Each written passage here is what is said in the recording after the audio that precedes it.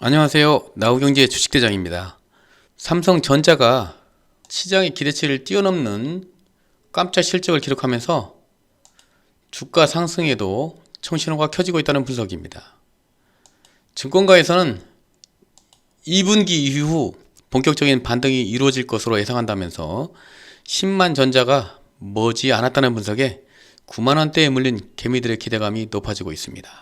삼성전자는 2014년도 5월 말 기준 시가총액 213조 원에서 21년도 1월 13일 기준 약 535조 원으로 2.5배 정도의 상승과 영업이익 부분에서도 25조 원에서 36조 원으로 상승했습니다.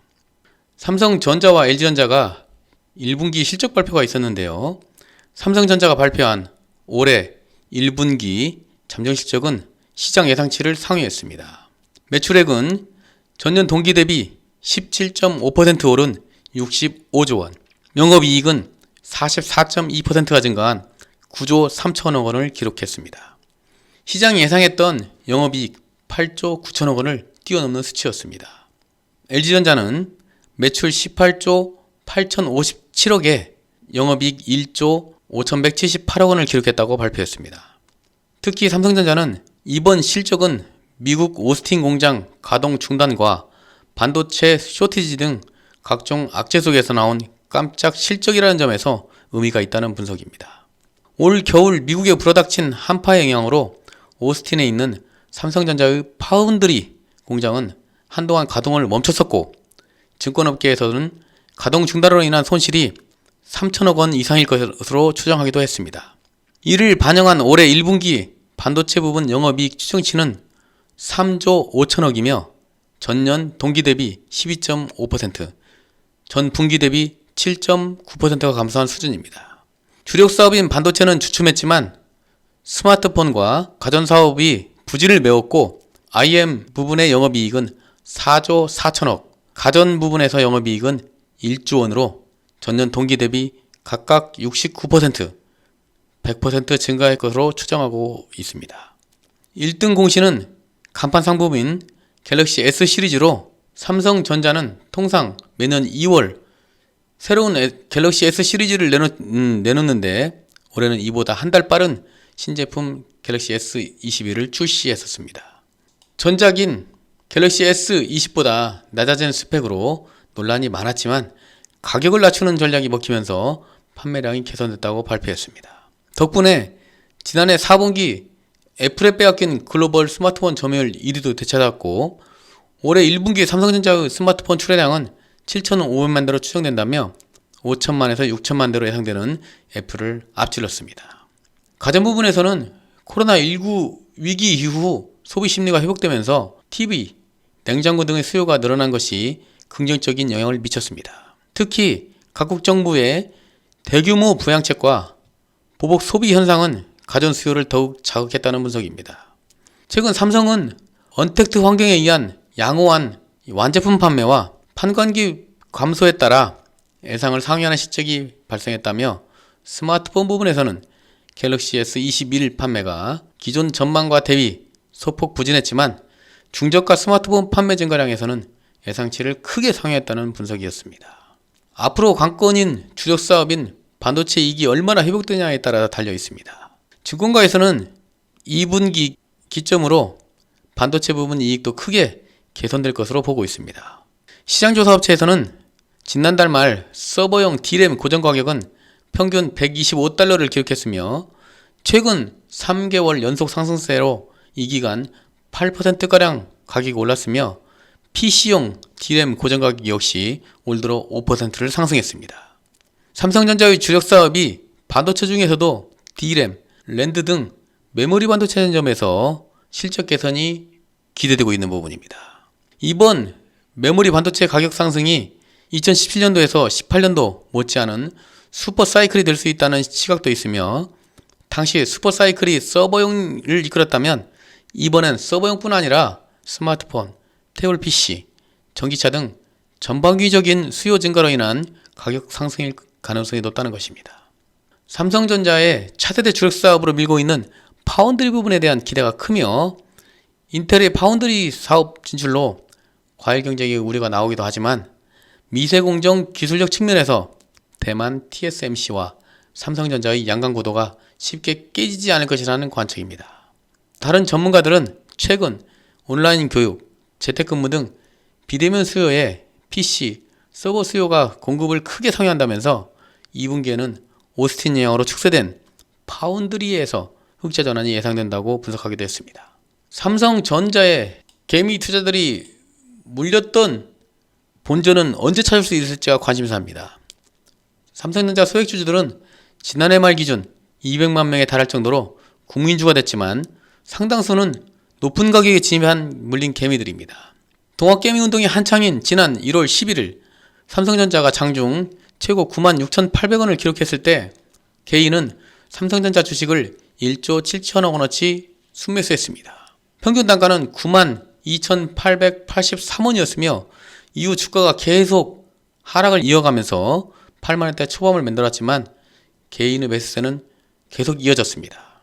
이후 삼성전자는 지속적으로 분할 매수한 개인이라면 평단가가 낮아지면서 손실도 거의 회복했을 것으로 추정되고 있고 올해 1월에서 3월 개인의 삼성전자 평단가는 85,192원입니다.